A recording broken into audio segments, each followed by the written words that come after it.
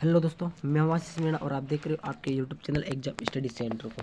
तो देखो दोस्तों भाई, आज के इस वीडियो में हम चर्चा करने वाले हैं जो क्लास 10 है उसका सामाजिक विज्ञान का पेपर है। कब है? 15 मार्च को है। उसका आज हम यहाँ पर विस्तार से चर्चा करेंगे, किस प्रकार का मॉडल पेपर आएगा, किस प्रकार से उसका उत्तर देना है, तो उसके बारे में से विस्तार से चर्चा करने वाले हैं। तो सभी से निवेदन है कि अभी चैनल पर नए आए हो तो चैनल को सब्सक्राइब जरूर करें, ताकि सभी विषयों की आपको मॉडल पेपर इस चैनल पर देखने को मिल जाएंगे। ओके, उत्तर के साथ मिल जाएंगे। ओके, तो शुरू करते हैं वीडियो बिना समय गवाए। तो देखो दोस्तों, पहला क्वेश्चन है आपके पहला है कि विश्व का प्रथम विश्व युद्ध कब शुरुआत हुई थी। तो सभी का पता है, मुंह जुबान पर क्वेश्चन रहता है। तो भाई दोस्तों, इसका उत्तर रहने वाला है 1914 में प्रथम विश्व युद्ध शुरुआत की गई थी। कब? 1914। इसका बिल्कुल सही आंसर हो जाएगा। ओके दोस्तों, अगला दूसरा क्वेश्चन है, बारदोली सत्याग्रह का नेतृत्व किसने किया। जो बारदोली सत्याग्रह था उसका नेतृत्व किसने, यानी कौन से महानेता ने किया है, तो वो थे सरदार वल्लभ भाई पटेल। कौन से नेता दोस्तों? सरदार वल्लभ भाई पटेल थे। किसी भी दोस्तों किसी भी तरह की परेशानी हो, वीडियो से लेकर पीडीएफ से लेकर और किसी समस्या से उत्तर से लेकर, तो आप मुझे कमेंट बॉक्स में ज़रूर बताएं, मैं आपको उसका सॉल्यूशन जरूर निकाल लूँगा। ओके, अगला देखते हैं तीसरा क्वेश्चन। बाप के इंजन से संबंधित है। जो बाप का इंजन है उससे संबंधित चार ऑप्शन दिए गए, उनमें कौन सा है, तो उसमें जेम्स वॉट। कौन सा है दोस्तों? James vote. ओके, बिल्कुल सही आंसर हो जाएगा जेम्स वोट, बिल्कुल करेक्ट आंसर है। अगला है 1780 में प्रकाशित बंगाल गजट पत्रिका थी, यानी कि जो 1780 में प्रकाशित बंगाल गजट पत्रिका थी उसका क्या नाम था, कब भी प्रकाशित होती थी और कब नहीं होती थी। तो दोस्तों वो थी साप्ताहिक। कौन सी? साप्ताहिक थी, जो सप्ताह में एक बार प्रकाशित हो जाती थी। कब एक बार प्रकाशित होते? बी बिल्कुल सही आंसर हो जाएगा, साप्ताहिक। ओके दोस्तों, अगला क्वेश्चन है पांचवा, भारत के क्षेत्रफल का कितने प्रतिशत भाग पठारी क्षेत्र के अंतर्गत आता है। भारत का क्षेत्रफल का कितने भाग पठारी क्षेत्र के अंतर्गत आता है दोस्तों, तो बिल्कुल सही आंसर हो जाएगा 28%। कितना? 28% आता है जो भाग पठारी क्षेत्र है। तो इसमें बिल्कुल सही आंसर 27 होगा। और जो 43% है तो दोस्तों वो आता है मैदानी में। कहाँ पर आता है? 43% मैदानी भाग में आता है। क्योंकि बिल्कुल सही आंसर हो जाएगा। इस प्रकार हमें गर्दा फाड़ देना है परीक्षा हॉल के अंदर। ओके, इस प्रकार से आपको यदि परीक्षा में आ जाए तो आपको 43 कर लेना है। ओके, परीक्षा में आए तो 43 करना है और नहीं करना है। ओके, बिल्कुल सही आंसर हो जाएगा आपका। अगला है सरिस्का का भाग रिजर्व स्थान है। जो सरिस्का का भाग रिजर्व स्थित है तो कौन से राज्य में स्थित है दोस्तों, तो दोस्तों छठा है, तो छठे का पहला इसमें स आ जाएगा, यानी कि राजस्थान, यानी कि स राज्य में स्थित है, यानी कि राजस्थान राज्य में सरिस्का का भाग रिजर्व स्थित है। अगला है भारत का चीनी के उत्पादन में विश्व में स्थान है। जो भारत है उसका चीनी उत्पादन में कौन सा देश है दोस्तों, तो वो है पहला। कौन सा है दोस्तों? पहला स्थान है भारत का चीनी उत्पादन में, शक्कर के उत्पादन में। अगला आठवां है, निम्नलिखित में से जल परिवहन का प्रकार है। तो दोस्तों आपको इसमें थोड़ा सा हलचल हो जाएगी। क्यों? क्योंकि इसमें दोस्तों स होगा, पाइपलाइन। ओके, क्यों? क्योंकि पाइपलाइन परिवहन है, परिवहन यानी बहना या चलना, इस प्रकार से। ओके, तो जल परिवहन, सड़क जल में नहीं चलती है, रेल भी जल में नहीं चलती है, पाइपलाइन बिल्कुल पाइप के अंदर से जल प्रवाहित होता है, यानी कि प्रवाहित चलता है इस प्रकार से, इसलिए इसका पाइप यानी कि पाइपलाइन बिल्कुल सही आंसर हो जाएगा। अगला नौवां है, सिंघल किस देश की राज्यभाषा है। जो सिंघली है वो कौन से देश की राज्यभाषा है दोस्तों, इस प्रकार से भारत की हिंदी भाषा राज्यभाषा है, इसलिए राज्यभाषा सिंघली की है। तो दोस्तों वो है ब, श्रीलंका की सिंघली भाषा है, सिंघली राज्य भाषाएं। ओके दोस्तों, बिल्कुल सही आंसर हो जाएगा ब। अगला प्रश्न देखते हैं। अगला प्रश्न, संविधान की 8वीं अनुसूची में दर्ज भाषाओं की संख्या है कितनी। जो संविधान की 8वीं अनुसूची में दर्ज भाषा की संख्या है तो दोस्तों वह 22 है। कौन सी है? 22, बिल्कुल 22 भाषाओं की। आपको मैं विस्तार से कोई बताना चाहता हूँ कि मतलब कोई कहना चाहता है कि भाई विस्तार से हमको बताएं 22 भाषा के बारे में, तो बिल्कुल 5-10 बंदे मुझे कमेंट करें, आपके लिए अलग से विस्तार से वीडियो बना दूंगा। ओके, अगला 11वां है, 2011 की जनगणना के अनुसार भारत का लिंगानुपात है। जो 2011 है उसके अनुसार भारत का लिंगानुपात कितना है दोस्तों, दोस्तों वो है 243। कितना है? 243 है। ओके, बिल्कुल सही आंसर हो जाएगा ब। अगला है 13वां, तो इनमें से कौन से बहुजन पार्टी संस्थापक हैं। क्या है? इनमें से कौन बहुजन समाज पार्टी के संस्थापक है दोस्तों, वही कांशीराम जी। कौन से? कांशीराम जी हैं, बिल्कुल सही आंसर हो जाएगा। जो 14 अप्रैल 1984, नहीं नहीं नहीं नहीं नहीं, हाँ, जिनका जन्म 1984 को हुआ था, या फिर बहुजन पार्टी की स्थापना हुई थी शायद मेरे हिसाब से। अगला है 13वां, एक वस्तु एक अधिकांश प्राकृतिक प्रक्रिया के उत्पादन से किसी क्षेत्र की गतिविधि, यानी एक वस्तु का अधिकांश प्राकृतिक प्रक्रिया उत्पादन किस क्षेत्र की थी, तो वो दोस्तों प्राथमिक में। किसमें? प्राथमिक। बिल्कुल सही आंसर हो जाएगा। अगला 14वां है, ऋण के औपचारिक स्रोतों में शामिल नहीं। जो ऋण के औपचारिक स्रोतों में शामिल नहीं है वो क्या है, तो दोस्तों वही बैंक भी हैं, और सहकारी समितियाँ भी हैं, साहूकार भी हैं, इनमें से कोई नहीं, यानी कि इनमें से कोई नहीं है तो वो दोस्तों वो है नियोक्ता।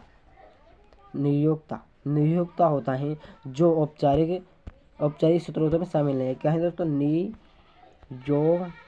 दोस्तों खालिस्तान में भी आ सकता है आपके ये, इसलिए ध्यान रखना इसका, इंपॉर्टेंट क्वेश्चन है। 14 अंतर्राष्ट्रीय व्यापार में संबंधित नीतियों को निर्धारित करता है। अंतर्राष्ट्रीय व्यापार से संबंधित नियमों को निर्धारित कौन करता है दोस्तों? वो करता है WTO। कौन करता है? WTO। तो इसका अर्थ होता है विश्व व्यापार संगठन। क्या है? विश्व व्यापार संगठन। ओके, इस प्रकार से इसका उत्तर हो जाएगा वर्ल्ड।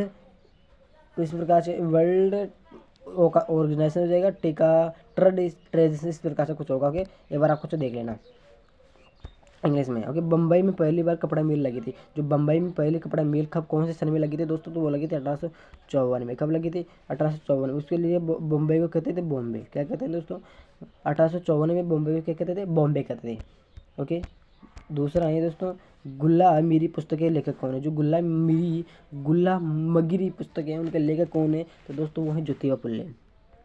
कौन है दोस्तों? ज्योतिबा फुल्ले इसके लेखक हैं। ओके, यदि आपके इसमें प्रश्नों को लेकर कुछ आपके दिमाग में चल रहा होगा, गलत है गलत है, तो मुझे आप कमेंट बॉक्स में जरूर बताएं, क्योंकि मैं भी उसका सॉल्यूशन निकालूंगी सही है गलत है। ओके, तीसरा है कच्चा तेल और संसाधन है। जो कच्चा तेल है वो कौन सा संसाधन है? घेर आ गया है तो घेर नवीकरणीय संसाधन। कौन सा हो गया? घेर नवीकरणीय संसाधन। बिल्कुल सही आंसर हो जाएगा। घेर आ गया तो आप समझ लेना कि इसमें नवीकरणीय हो जाएगा, बिल्कुल सही आंसर हो जाएगा।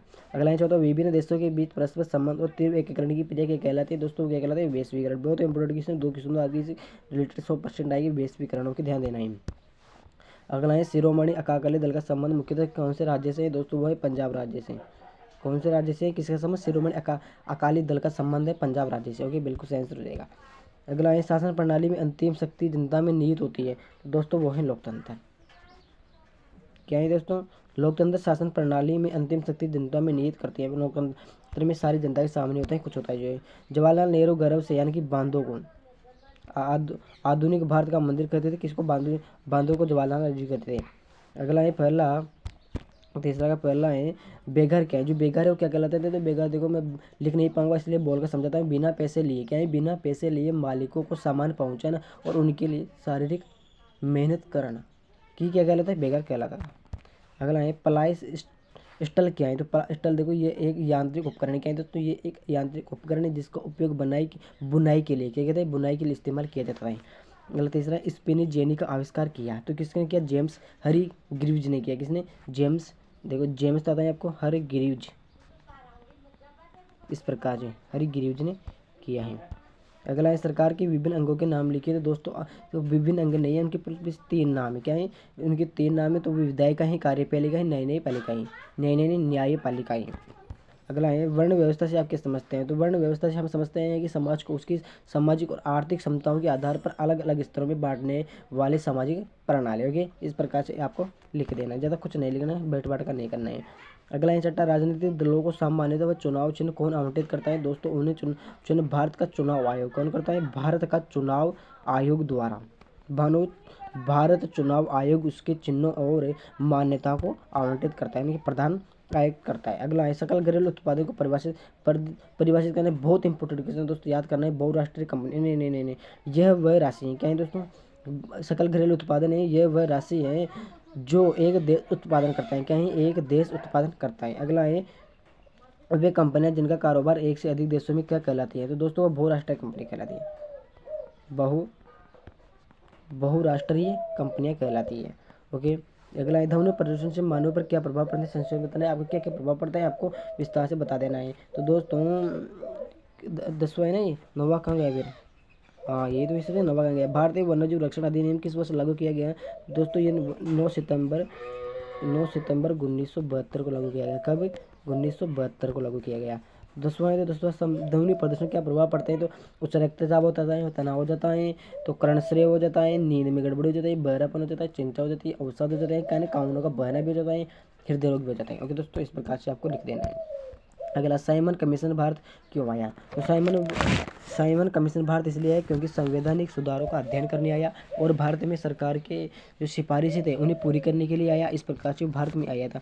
अगला 5वां, मुद्रा संस्कृति ने भारत में राष्ट्रवादी के विकास में क्या योगदान दिया? देखो 2 बिंदु आपको बताना है। तो देखो मुद्रा संस्कृति ने भारत के लोगों में एक नई तरह की राजनीति करने के लिए ने सोच को जागृत किया। क्या है? जो मुद्रा संस्कृति है उसको भारत के जो लोग थे उसकी राजनीतिक सोचते उन्हें जागृत किया और समाचार पत्रों के माध्यम से सरकारी कुशासन नीति का पर्दाफाश किया जाने लगा। ओके, इस प्रकार से आपको लिख देना। सत्ता की साझेदारी क्यों जरूरी है? कोई 2 तरह लिखना है आपको। तो सत्ता की साझेदारी से टकराव की स्थिति कम होती है। क्या है? सत्ता की साझेदारी से जो टकराव की स्थिति कम होती है। सत्ता की साझेदारी से लोकतंत्र की आत्मा बची रहती है। ओके, इस प्रकार से आपको लिख देना है। अगला है 7वां दोस्तों, किन्हीं 2 प्रावधानों का जिक्र करें जो भारत को धर्म निरपेक्ष राष्ट्र बनाती है। तो देखो 2 बताता हूँ मैं आपको। भारत का अपना कोई धर्म नहीं है। क्या है? भारत का कोई अपना धर्म नहीं है। ओके, संविधान किसी भी धर्म को देश का आधिकारिक धर्म घोषित नहीं करता है। ओके, संविधान है जो किसी भी देश या आधिकारिक धर्म घोषित नहीं करता है कि हिंदू मुसलमान किसी प्रकार का नहीं करता है। ओके, 8वां है राजनीतिक दलों में सुधार की कोई 2 बिंदु आपको उल्लेख करना है कि लिखना है। 9वां है ना, तो 9वां है तो देखो ये नहीं 8वां है। तो राजनीतिक दल लोगों की जरूरतों और मांगों पर ध्यान दें। क्या है? राजनीतिक दल लोगों की जरूरतों और मांगों पर ध्यान देना चाहिए। राजनीतिक दल चुनावी गतिविधियों के अलावा फीडिंग या फंडिंग के सवाल पर भी काम करना चाहिए। ओके, इस प्रकार से आपको लोकतंत्र की 2 आर्थिक उपलब्धि आपको लिखना है कि आर्थिक उपलब्धि क्या है लोकतंत्र की? आर्थिक विकास और वृद्धि। क्या है? आर्थिक विकास और वृद्धि, गरीबी को खत्म करना, असमानता को कम करना। ओके, इस प्रकार से आपको लिखना है। ओके दोस्तों, अगला है 10वां, धारणीयता विकास के लिए क्यों महत्वपूर्ण है? जो धारणता है वो विकास के लिए क्यों इंपॉर्टेंट है, इनकी महत्वपूर्ण है? तो अर्थव्यवस्था एवं पर्यावरण। क्या है? अर्थव्यवस्था एवं पर्यावरण परस्पर निर्भर है। किस पर परस्पर निर्भर है? पर्यावरण की उपेक्षा कर आर्थिक विकास भावी पीढ़ी के लिए धारणीय नहीं हो सकता। ओके, इस प्रकार से आपको लिखना है। अगला 11वां, विदेशी व्यापार के उदारीकरण से आप क्या समझते हैं? इस प्रकार से आपको लिखना है। तो देखो 11वां है, राष्ट्रों के बीच माल को मुक्त विनिमय, प्रतिबंध या बाधाओं को हटाने या घटाने को क्या कहते हैं? धारणीयता कहते हैं, उदारीकरणीयता कहते हैं। 12वां है, उपभोक्ता सुरक्षा अधिनियम 1986 के निर्माण की जरूरत क्यों पड़ी? तो देखते हैं क्या इसका उत्तर, उपभोक्ता सुरक्षा के लिए। किसके? उपभोक्ता सुरक्षा के लिए, उपभोक्ता आंदोलन का बढ़ावा के कारण, भौतिक सुरक्षा के लिए और सार्वजनिक हितों की सुरक्षा के कारण। अगला है 13वां, पहाड़ी क्षेत्रों में मृदा अपरदन को रोकथाम के लिए क्या कदम उठाने जाने चाहिए? तो दोस्तों वहाँ पर उठाने चाहिए वृक्षारोपण करने, सीढ़ीनुमा खेती करनी चाहिए, बांध बनाने चाहिए, घास की पेटियाँ होनी चाहिए, क्यारे बनाने चाहिए। जो मैंने बताए हैं इनको विस्तार से आपको बताने, इसलिए 2 नंबर मिल या इनमें नहीं मिलेंगे। 50 शब्दों में लिखना है भाई दोस्तों। तो आपको इसके बारे में वृक्षारोपण किस प्रकार से वृक्षारोपण करनी चाहिए, उसमें जो भी सामग्री होती है वो आपको इसमें बता देना है। अगला 14, नर्मदा बचाओ आंदोलन के 2 लक्ष्य आपको। तो देखो विस्थापित लोगों का पुनर्वास। क्या है? जो विस्थापित है वहाँ पर उनको लोगों का पुनर्वास और पुनर्वास पूरा होने तक बांध बनाना। ओके, इस प्रकार से है। ओके, आप विस्तार से लिख सकते हो। 15, उत्तरी मैदान में रेल परिवहन का विकास एवं विस्तार का अधिक हिमालय पर्वतीय क्षेत्र में कम हुआ कारण बताना है। तो देखो उत्तरी मैदान में बढ़ती आबादी व व्यापार, समतल भूमि के कारण सघन जनसंख्या, ओके, घनत्व, उबड़ खाबड़ जमीन तथा ऊंचाई आदि। ओके, आप इसमें और लिख सकते हो। अगला है दीर्घ में है आपको 16वां, चावल की खेती के लिए उपयुक्त भौगोलिक परिस्थिति का वर्णन करना है। गहन कृषि समझाते हुए इसकी प्रमुख विशेषता भी आपका ना कि समस्या आपको लिखनी है। ओके दोस्तों, ये थोड़ा बड़े इसलिए मैंने इसे नहीं बताया। 17वां, 1929 के महामंदी को समझाते हुए इसके 2 कारणों का उल्लेख करना है। गिरमिटिया प्रथा का अर्थ स्पष्ट करते हुए अध्याय में दिए गए विवरणों के अध्याय पर उनके हालातों के बारे में आपको विस्तार से बताना है। 18वां, संघीय व्यवस्था की प्रमुख विशेषताओं का वर्णन करना है। जो भी बता रहा हूँ दोस्तों, धीरे में जो भी प्रश्न आ रहे हैं बहुत ही इंपॉर्टेंट क्वेश्चन है। 1992 के संविधान संशोधन के पहले बाद व स्थानीय शासन के महत्वपूर्ण अंतरों को बताना है। 19वां, बेरोजगार के अभिप्राय हैं। बेरोजगार के 2 प्रकार का वर्णन करें। सार्वजनिक क्षेत्र के तथा निजी क्षेत्र में क्या अंतर है। ओके दोस्तों, पूरे 19 क्वेश्चन कंप्लीट हो चुके हैं और 20वां क्वेश्चन है। 20 पर आपको इस पर टिप्पणी लिखनी। ओके, या उस पर लिखनी है या फिर इस पर करना, साख से क्या अभिप्राय है, ये क्या समझते हैं। भारत में औपचारिक क्षेत्र में साख की संसद व्याख्या करनी है। अभी देखो फ्रांसीसी से संबंधित आ गए, ये ब्रिटेन से संबंधित आ गए। 21वां और 22वां आपके अलग है। 22वां क्वेश्चन मानचित्र में दिए गए, तो वो दिए गए भारत के मानचित्र, यानी कि भारत का मानचित्र आएगा, उसमें कोले खानों को अंकित करना, यानी कि एक तो आपके भारत का मानचित्र आएगा और एक दोनों भारत के आएंगे। किसके आएंगे? दोनों भारत के आएंगे। ओके दोस्तों, इस प्रकार से आपके क्वेश्चन आएंगे, डिस्क्रिप्शन लिंक दे देगा, आप वहाँ से डाउनलोड कर लेना इसको। ओके दोस्तों, इस प्रकार से आपके 22 क्वेश्चन आएंगे, अच्छे तरीके से आपको रटना है और अच्छे तरीके से पढ़ना है। ओके दोस्तों, कल मिलेंगे दूसरे नई वीडियो। जय हिंद, जय भारत।